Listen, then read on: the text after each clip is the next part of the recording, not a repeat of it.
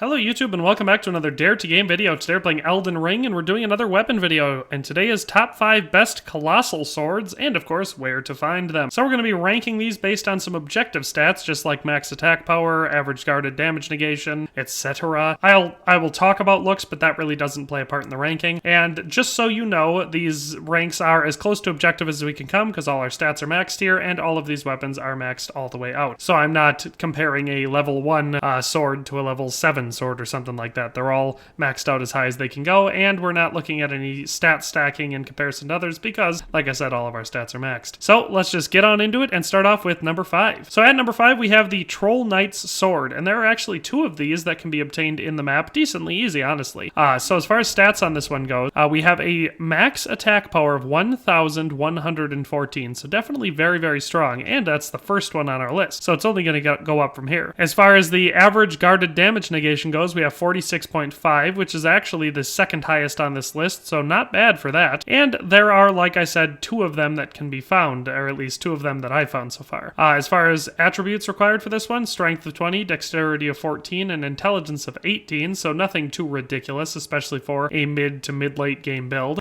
Should be pretty attainable without any major grinding. As far as looks go, I like this one. It's a pretty standard look. It's a really long triangle, basically, so it tapers all the way out from the end. Some might call it an excessively extreme distill taper, which would indicate that this would be a much better thrusting weapon than a slashing weapon. That being said, of course, like most weapons in this game, it's a billion times too wide and would in reality be more like hitting someone with a metal bar. So as far as where to get this weapon goes, like I said, there's 2 locations. The first one is here in Liurnia, so you can get this basically right as you enter this region because it'll be just a little bit north of the Liurnia Highway North grace site. So it'll be right along the road, so you just keep, once you get here, you just keep heading north and you'll see it on the side, and you'll be able to pick it up without having to kill or fight anyone or unlock anything. So it's pretty easy to find, and that's how you do it. The other place where you can get one of these, because I know people like having 2 of them, is over here in the Caria Manor. So in here you're going to come across a Troll Knight, and you can fight him and kill him, and he will drop the sword. So you can actually get 2 of the Troll Knight swords decently easy, both in the Liurnia region. Alright, so as far as attack patterns go, we have a pretty standard 3 for light and 2 for heavy. So you see here's our light attacks, slash to the side,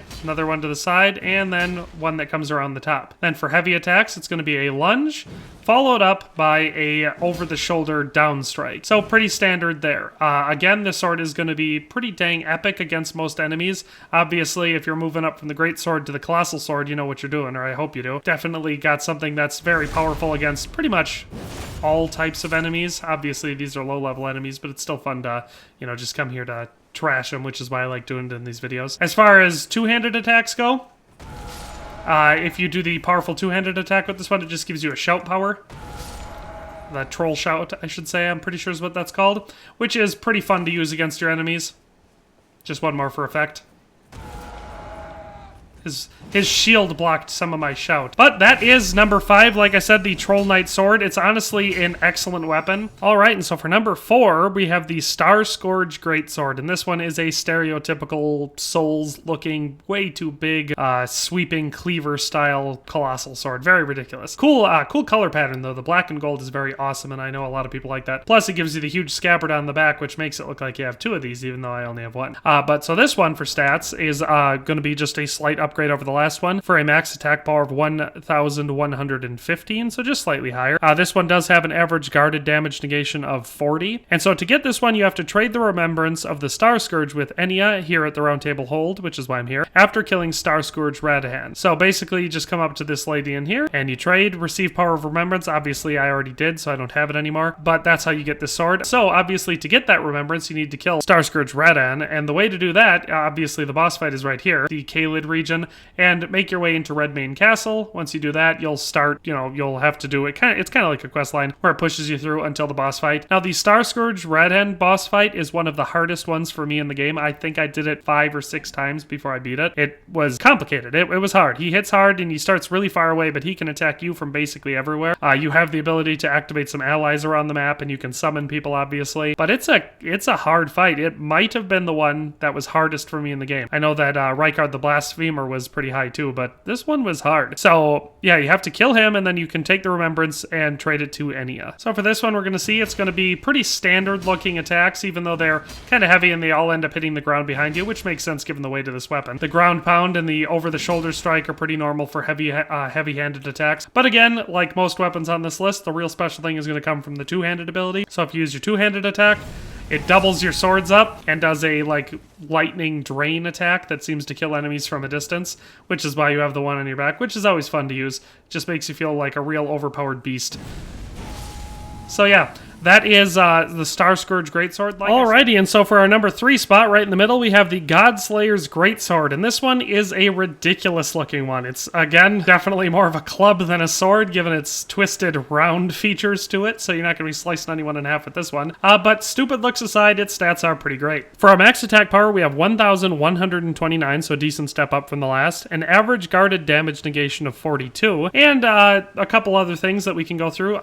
As far as attributes required, 20 strength, 22 dex, and 20 faith. So this one's going to be a faith dex build sort of going for. I mean, obviously a lot of strength too. But again, shouldn't be too unattainable for a mid to mid-late game playstyle or a lot of grinding. As far as attaining this one goes, it takes a few steps. You get it from the Divine Tower of Caelid. Yeah, make your way over here. You have to get up into this tower, which I'll show you how to do. And then once you get in there, you can purify the great rune that you got from him. And then after that, you can go down into the basement for a secondary boss fight where you can kill the person and then you can get this one in this sword from a chest. So as far as getting in there goes, I guess I could show you. It's a stupid process, but you're going to want to summon your mount, jump down onto this branch, jump over to this ledge, then you're going to want to get off your mount, and then climb up this ladder. Then once you're up the ladder, you're going to want to summon your horseback, go up here, climb up,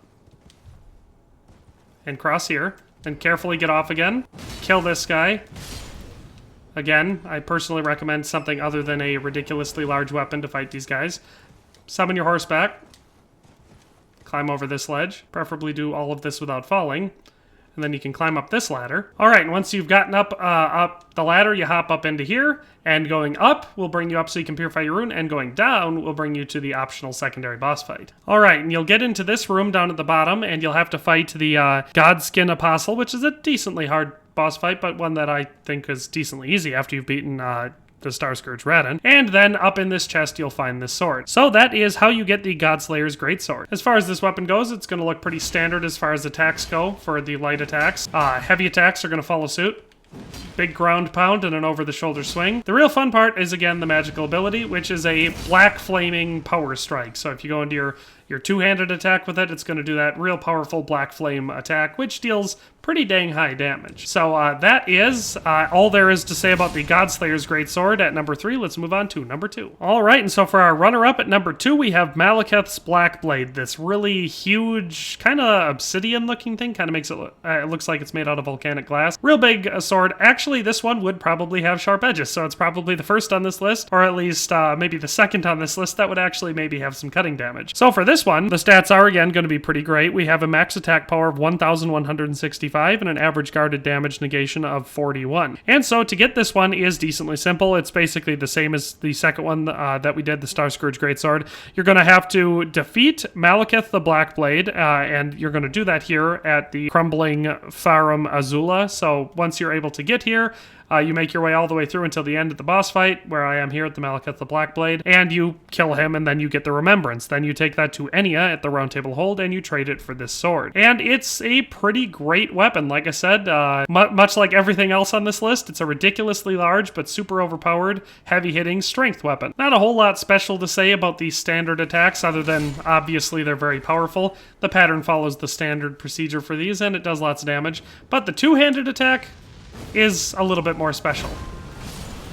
It does a great big area of effect damage attack that does rapid strikes against any enemies within that radius. It's actually pretty powerful. It does take a little while to activate it, so it's not as useful as it could be. But I think it's definitely a worthwhile attack that'll catch people off guard if you're able to, you know, initiate it before you get hit.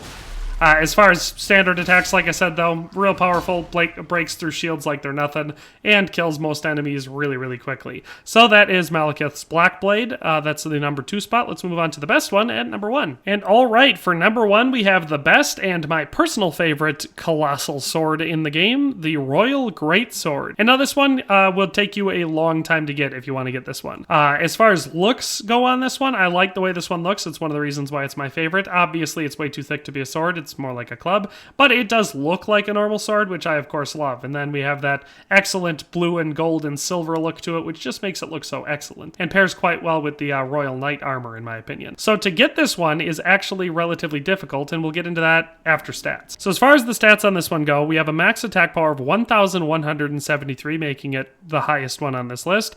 An average guarded damage negation of 48.8, making that also the highest one on this list. So it's a very, very good sword, both attack and defense-wise. The way to get this one is by killing Blade outside of Ranni's Rise, which is where we are at the end of Renna's questline. So here we are at Ranni's Rise. After you finish Renna's questline, which is decently long and also starts here at Ranni's Rise, you come back here and Blade will be waiting outside there, and you can fight and kill him, and you'll get this sword as well as his armor. Now, I'm not going to explain the entire questline. I'll probably link a video in the description for this one that goes through the whole questline very, very thoroughly. But yeah, once you've gotten it, it is the best Colossal Sword in the game, and also my personal favorite. So again, nothing too special with the standard attacks, other than the fact that they're nice and powerful. Again, where we're going to see some cool stuff is going to be in the special attack.